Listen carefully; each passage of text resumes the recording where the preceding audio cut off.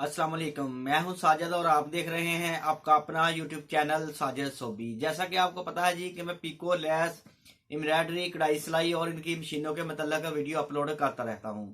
तो जी आज की वीडियो के अंदर हम इस तरह के जो पैच होते हैं जिसके अंदर स्टोन लगे होते हैं, मोती लगे होते हैं, इस तरह के लटकन मोती लगे होते हैं जी, इस तरह के पैच किस तरह से लगाने हैं ये लगाने का तरीका आपको बताऊंगा जी। तो ये वाला पैच लगाने के लिए हम चलते हैं मशीन के पास और मैं आपको बताऊंगा कि ये वाला पैच आपने किस तरह से लगाना है। तो तो जी काम शुरू करने से पहले जिन लोगों ने मेरे चैनल को किया हुआ है सब्सक्राइब, उनका बहुत बहुत शुक्रिया। चैनल पे नए हैं चैनल को जरूर सब्सक्राइब कर लें और बेल आइकन को प्रेस कर लें ताकि इस तरह की आने वाली वीडियो का नोटिफिकेशन सबसे पहले आपको पहुंचे और आप उसको देख सके। शुक्रिया। तो देखें जी, आपने पहले पीस को टेबल के ऊपर बिछा लेना है और आपके टेबल के ऊपर कोई कपड़ा नहीं होना चाहिए। आपका टेबल जो है वो शीशे का हो या फिर लकड़ी का हो जिसके ऊपर फार्मिका लगा हो, वो मुलायम सा हो जी। उसका फ़ायदा आपको ये होगा कि जब आप ये वाली सेफ्टी पिन लगाएंगे तो ये वाली पिन बहुत इजीली लग जाएंगी जी। तो इस तरह से आपने पीस का सेंटर करके जी गला ऊपर रख लेना है और फिर इसके ऊपर इस तरह से सेफ्टी पिन लगा लेनी है अच्छे से जी। ये देखें जैसे मैंने ये वाली लगाई हुई है जी। इस तरह लगाने से ये गला इसके साथ कच्चा सा अटैच हो जाएगा। और अब हम चलते हैं मशीन के पास और इसके ऊपर हम सिंगल टांके के साथ इसको इस कमीज़ के साथ अटैच करेंगे जी, सिंगल टांके के साथ। और फिर हम 2 पॉइंट ऊपर इसको आउटलाइन लगाएंगे जी। जो हमारी स्टिच होगी वो 2 पॉइंट के ऊपर जिगजैग करेगी जी। इसको आउटलाइन लगाएंगे और फिर उसके बाद काविये के साथ है इसका जो ये वाला सेट वाला फैब्रिक है, ये नेट का बना हुआ, ये हम काविये के साथ इसकी कटिंग कर देंगे। तो ये सारा काम मैं अभी आपको करके दिखाता हूँ जी। तो ये करते हैं काम शुरू।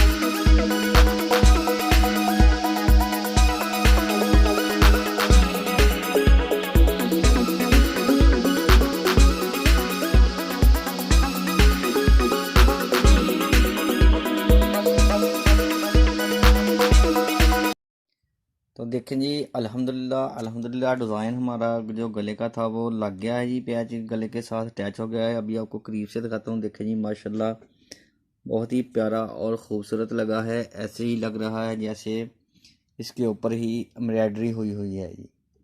तो जी वीडियो अच्छी लगी है तो वीडियो को ज़रूर लाइक करें और मेरे चैनल को ज़रूर सब्सक्राइब करें।